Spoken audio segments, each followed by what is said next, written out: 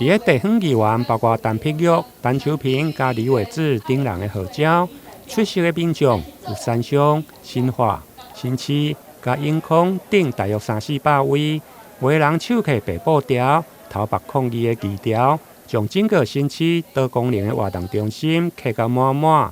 民众的诉求主要是要追讨省霸电厂1期的回馈金。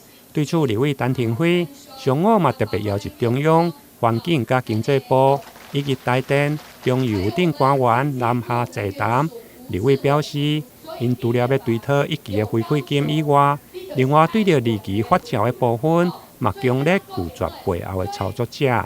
无名其妙发到一份这个新闻讲350月就要摕到这照，惊死啊吼！所以申报要怪家己，太急了，太急了。他忘记了上次来的是财政委员会，不是经济委员会。财政委员会不是申报的主管单位，所以讲的话都不关于整个目前在整个经济委员会，我伫经济委员会，所以对头到尾我最清楚。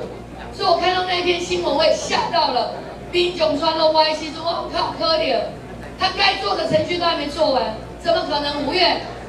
我就问能源署，问相关单位，讲无啦，迄是财委会邀请的，会不会财委会邀请恁的？财政委员会又不是申报的主管单位，怎么可以去做结论？而且经济委员会所做结论拢还没做诶，你们怎么可以做这样的一个说明呢？立委强调，因为1期的回馈金部分，当初环评说明书白纸黑字，是售电应收的1%，加申报电厂税后应余的1%，一档相差1亿外，20档就差了20外亿。对此，中央环境部加电厂的主管机关经济部，却互相来推卸责任。这个营业成本收入这个部分，其实真的不是环境的议题了哦。我们在边呢去做判断，坦白讲，目前我们看到这些资料呢，还是没有办法做一个决定。但是我要跟各位报告，依照环境这个相关的法规，环评的相关法规里面有提到，目的事业主管机关，也就是经济部，它对于这个部分就是对于这个开发行为、开发单位的所送的这个资料，它有要去做这个追踪，它也要去做厘清。厘清什么呢？就是如果这个议题不是环保法规的规定，那要回归到目的事业主管机关相关的法规去厘清。第1期的那个部分我要报告一下，基本上还是跟刚刚那个环境部的次长讲的一样，就基本上经济部讲就大家要有协议。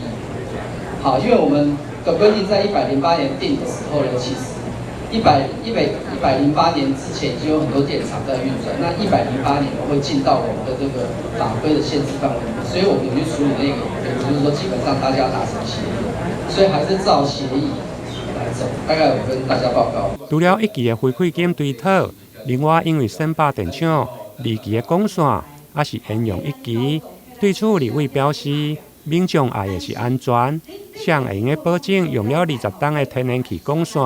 要搁继续使用40-50档，是毋是安全？敢会太晚？立委要求要有专业的鉴定单位来鉴定。台南新闻林根采访报道。